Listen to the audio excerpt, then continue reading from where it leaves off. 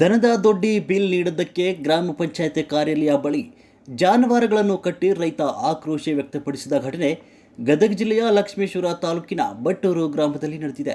ನಾಗರಾಜ್ ಬಸಪ್ಪ ಸೋಗಿನಾಳಿ ಎಂಬ ಬಟ್ಟೂರು ಗ್ರಾಮದ ರೈತ ಪಂಚಾಯತ್ ಅಧಿಕಾರಿಗಳ ವಿರುದ್ಧ ಆಕ್ರೋಶ ವ್ಯಕ್ತಪಡಿಸಿದ್ದಾನೆ. ದನದ ದೊಡ್ಡಿ ನಿರ್ಮಾಣಕ್ಕಾಗಿ 4 ವರ್ಷಗಳಾದರೂ ಬಿಲ್ ಪಾಸ್ ಮಾಡಿಲ್ಲ. ಈ ಬಗ್ಗೆ ಸಂಬಂಧಿಸಿದ ಅಧಿಕಾರಿಗಳ ಸಿಬ್ಬಂದಿಗಳ ಗಮನಕ್ಕೆ ತಂದರೂ ಡೋಂಟ್ ಕೇರ್ ಅಂತಿದ್ದಾರೆ.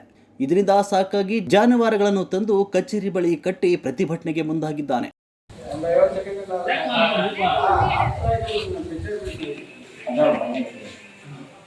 ಹಲೋ ರೀ,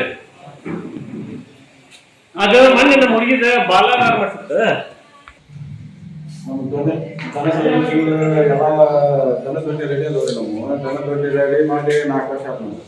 ಇವ್ರು ಹೊರಗೆ ಆದ್ರೆ ಅವನ್ನೆಲ್ಲ ತಗೊಂಡು ಬಂದ ತೆಂಗಿನಾಗ ಹೋಗಿ ದನ ದೊಡ್ಡಿ ಕಟ್ಟಿದ್ವಿ. 4 ವರ್ಷ ಯಾರು ಒಬ್ಬರು ಅಧಿಕಾರಿ ತಗೊಂಡು ನಮಗೆ ಸಾಲ ತಗೊಂಡು ದನ ದೊಡ್ಡಿ ಕಟ್ಟಿದ್ವಿ.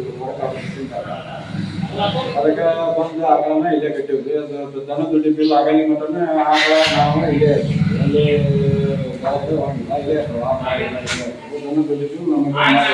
ಮಾಡಿಕೊಂಡು ಪಂಚಾಯತಿ ಬಂದ ಅಧ್ಯಕ್ಷರಿಗೆ, ಮೆಂಬರಿಗೆ, ಪಿಡಿಒರಿಗೆ ಹೇಳೋದೆಲ್ಲ ಒಬ್ಬರು ಯಾರು ಕೇರ್ ಮಾಡೋದು, ಕೇಳೋದು ಯಾರು ಹೇಳ್ರಿ ನಾವು ಅಧಿಕಾರಿ ನಮಗಂದ್ರೆ ರೈತರಿಗೆ ಏನು ಕಾಲಂ ಕಸ ಮಾಡಿಬಿಟ್ಟಾರೆ. ಯಾರು ಒಬ್ಬರು ನಮ್ಮ ಸ್ಪಂದಿಸೋದ್ರೆ ರೈತರಿಗೆ ಏನು ಬೆಲೆನೇ ಇಲ್ದಂಗೆ ಆಗ್ಬೇಕು ಒಟ್ಟು ಪಂಚಾಯತಿ.